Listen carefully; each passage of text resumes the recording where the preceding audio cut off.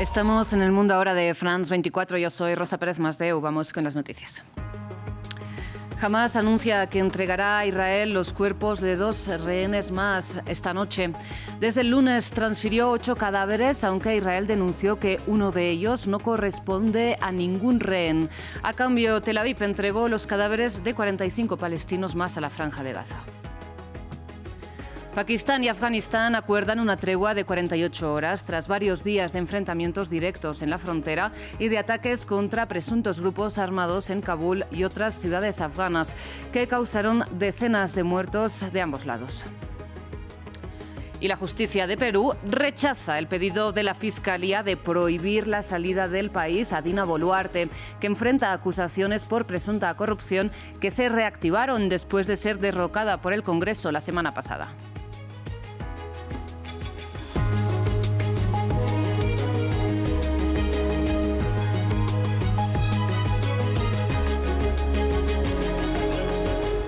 Iniciamos en la Franja de Gaza porque Hamás se ha comprometido a transferir a Israel 2 muertos más esta noche. Esto después de que se sumarían a los 8 cadáveres que ha entregado ya desde el lunes. Sin embargo, las autoridades israelíes señalaron que uno de los cuerpos que han recibido no corresponde con ninguno de los secuestrados que el grupo palestino mantenía en el enclave, que como saben ha quedado reducido a las ruinas. Mientras tanto, a la Franja de Gaza llegaron este miércoles otros 45 cuerpos de palestinos entregados por Israel. En medio del cese el fuego, Israel y Hamás devuelven cadáveres a la parte adversa. Los cuerpos de otros 45 palestinos muertos detenidos por Israel llegaron a la Franja de Gaza. Allí expertos forenses empezaron a identificar los restos de los primeros 45 entregados el día anterior bajo el acuerdo pactado la semana pasada.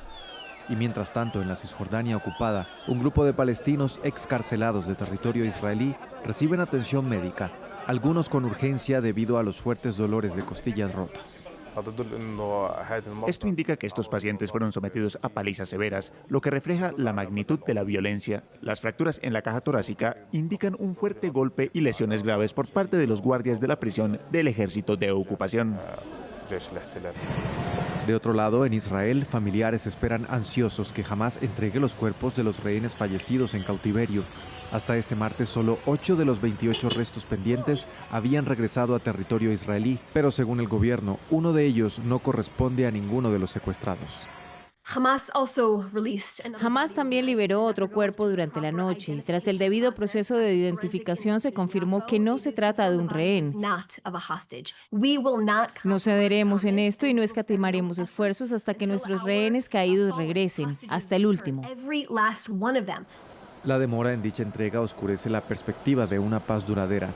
Y este martes, el Comité Internacional de la Cruz Roja indicó que devolver los cadáveres desde Gaza tomaría más tiempo de lo previsto debido al nivel de destrucción del enclave palestino. Y a pesar de esta advertencia de la Cruz Roja que Hamás no haya entregado todavía los cuerpos de todos los rehenes, es el argumento que esgrime Israel para permitir la entrada de 300 camiones de ayuda al día y no 600, como reclama Naciones Unidas. El jefe de la ONU para temas humanitarios pidió este miércoles la apertura inmediata de todos los cruces de entrada a la Franja de Gaza.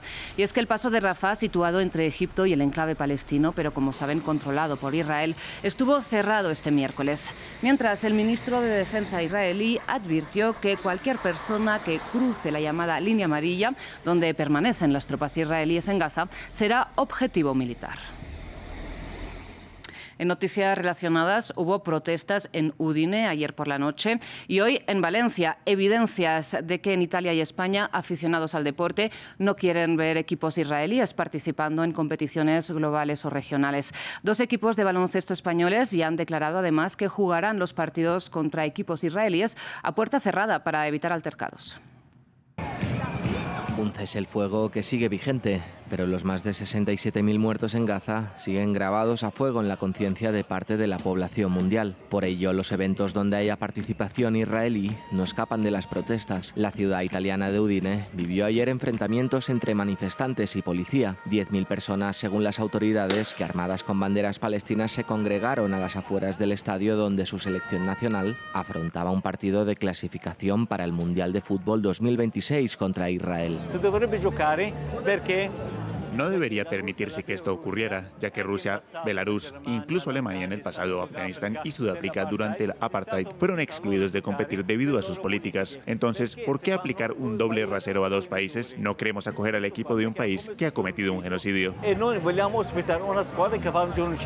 Hoy mismo en la ciudad española de Valencia, una escena similar. Centenares de personas gritaron contra el Hapoel de Tel Aviv, equipo de baloncesto que se debe enfrentar mañana al Valencia Basket. Como ya ha pasado otras veces en la historia, lo mínimo sería no dejar participar en competiciones internacionales a los equipos de un país que están cometiendo un genocidio sobre otro. A ello se suma la decisión de dos equipos españoles participantes en ligas europeas, el Laguna de Tenerife y el Manresa, que decidieron jugar sus respectivos partidos contra equipos israelíes a puerta cerrada, o la decisión del Fútbol Club Barcelona de básquet de negarse a brindar sus instalaciones para enfrentamientos de equipos israelíes. Así el deporte se encuentra actuando de estandarte contra la guerra de Gaza, ahora en pausa. El último gran evento que tuvo lugar en España, la Vuelta Ciclista, fue escenario de fuertes enfrentamientos. ¡Equipo de Israel!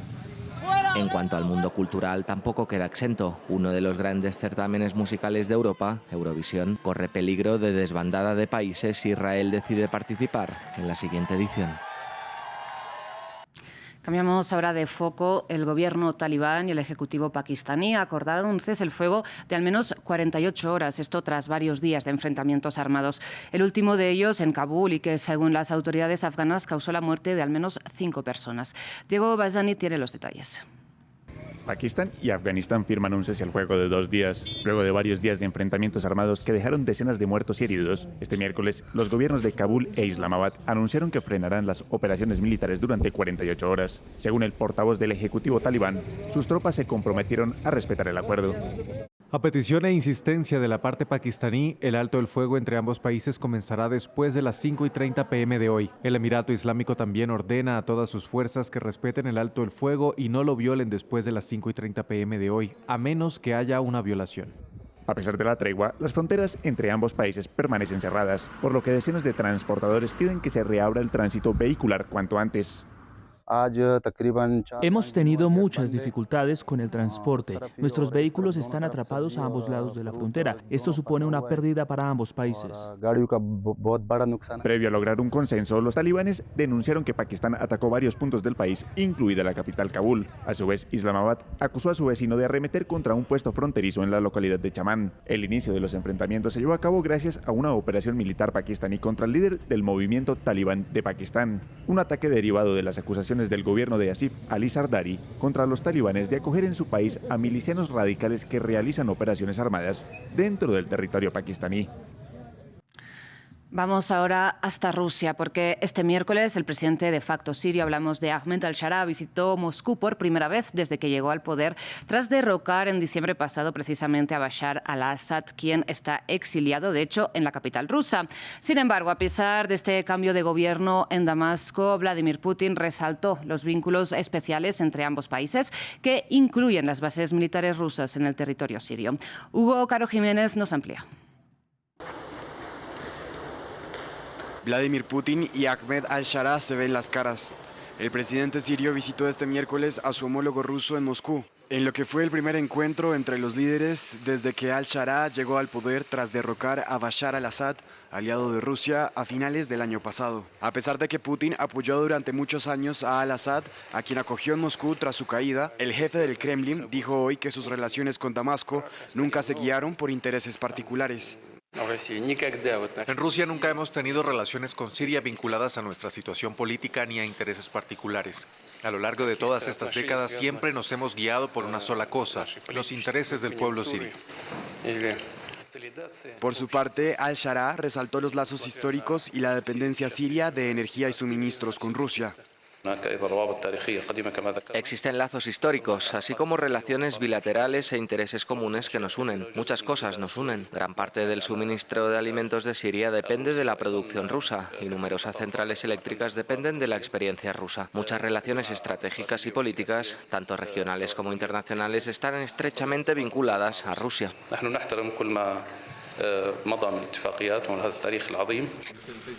Luego del colapso de al-Assad, Putin llamó en febrero al líder sirio y le reafirmó el apoyo ruso a la estabilidad siria, una postura pragmática y formal que busca zafarse del vínculo entre el jefe del Kremlin y el derrocado expresidente sirio. En paralelo, en Bruselas, los miembros de la OTAN debaten sobre cómo defenderse contra las presuntas violaciones rusas de su espacio aéreo y sobre cómo mantener el apoyo militar a Ucrania. Bien, por un lado, tras esas presuntas incursiones que mencionábamos aéreas rusas en el espacio aéreo de países europeos de la Alianza, como por ejemplo Polonia, la organización quiere crear un muro de defensa con drones en su llamado flanco oriental. Por otro lado, respecto a Ucrania, el ministro de Defensa ucraniano estipuló que su país necesitaría armamento por un valor de entre 12.000 y 20.000 millones de dólares solo en 2026 para defenderse de Rusia y enfatizó en la necesidad de defensas antiaéreas. Bien, pues ante la falta de recursos propios, desde agosto los países europeos han enviado apoyo armamentístico a Kiev por un valor de 2.000 millones de dólares, pero con compras a la industria estadounidense. Cambiamos completamente de tema. Los militares de Madagascar aseguran que se han hecho con el control del país. Una constatación que pone fin de facto a la presidencia de Ange Rajoelina, que había accedido al poder por primera vez mediante un golpe de Estado en 2009 en circunstancias similares. Por ahora, el coronel Michel Ranjnarin toma las riendas del Ejecutivo. ¿Quién es? Lo veamos en este informe. Es el nuevo hombre fuerte de Madagascar. A sus 51 años, el coronel Ranjnarin ha sido encargado por la Corte Constitucional de garantizar la transición. Este miércoles, el líder militar anunció ante el Palacio Presidencial que tomará el poder. A partir de hoy tomaremos el poder y disolveremos el Senado, la Corte Constitucional, la Corte Suprema, la Comisión de Derechos Humanos y la Comisión Electoral. Dejaremos que la Asamblea Nacional siga trabajando.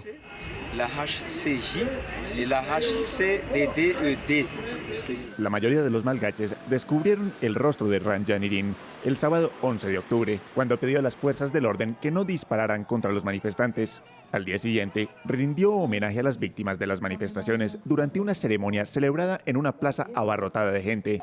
Crítico con el gobierno de Ange Rajoelina, el coronel fue encarcelado entre noviembre de 2023 y febrero de 2024 por incitación a la rebelión militar con vistas a un golpe de Estado, y posteriormente condenado a 1 año de prisión condicional por atentado contra la seguridad del Estado. Sin embargo, el comandante de la unidad de élite Capsat niega querer mantenerse en el poder y afirma que solo ha asumido sus responsabilidades en un país en el que, según él, nada funciona. ¿Golpe de Estado? Yo no lo creo. No creo que haya habido un golpe de Estado. Yo siempre he respondido a los periodistas extranjeros que el ejército acaba de demostrar al pueblo malgache que el ejército sigue existiendo.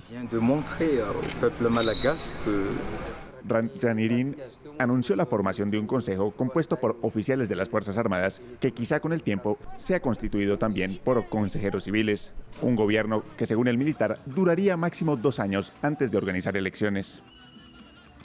Y cerramos con noticias de América Latina porque un juez peruano declaró este miércoles textualmente infundado el pedido de un fiscal que pretendía impedir que la expresidenta Dina Boluarte, destituida, recordemos, la semana pasada por el Congreso, pudiera salir del país mientras se la investiga por presunto lavado de activos, entre otros delitos. Nuestro corresponsal en Lima, Francisco Zacarías, nos amplía. La justicia peruana rechazó ordenar el impedimento de salida del país por 36 meses contra la expresidenta Dina Boluarte, que fue solicitada por la Fiscalía por el presunto delito de lavado de activos. El Ministerio Público argumentó que Boluarte habría recaudado dinero de origen ilícito y realizado transferencias el año 2020. Además, alegó que existe el peligro de fuga de la exmandataria. Sin embargo, el juez Fernando Valdés declaró infundada la medida de restricción contra la exmandataria porque afirmó que la Fiscalía solo presentó sospechas simples, sin pericias contables que prueben el delito, y determinó que no existe peligro de fuga por parte de Dina Boluarte. La decisión de la Corte encendió las redes sociales con comentarios de peruanos que criticaron a la justicia peruana, porque afirman que se abre la puerta para que Dina Boluarte en cualquier momento pueda salir de Perú y refugiarse en algún país, y así evadir a la justicia. Por su parte, la defensa de Boluarte ha anunciado que tiene lista una acción de amparo constitucional ante el Poder Judicial contra la vacancia presidencial que aprobó el Congreso, porque vulneraron sus derechos y no le dieron el tiempo necesario para ejecutar su defensa. El recurso se encuentra en manos de Dina Boluarte y ella tomará la decisión de interponer el amparo. Mientras tanto, la Fiscalía espera tener mejor suerte en un segundo pedido de impedimento de salida del país contra el exgobernante, esta vez por 18 meses, que la justicia revisará este jueves 16 de octubre por el presunto delito de aprovechamiento indebido del cargo. Bien, seguiremos el desarrollo de esta situación en Perú. De momento despedimos esta edición informativa, pero enseguida regresamos con más noticias.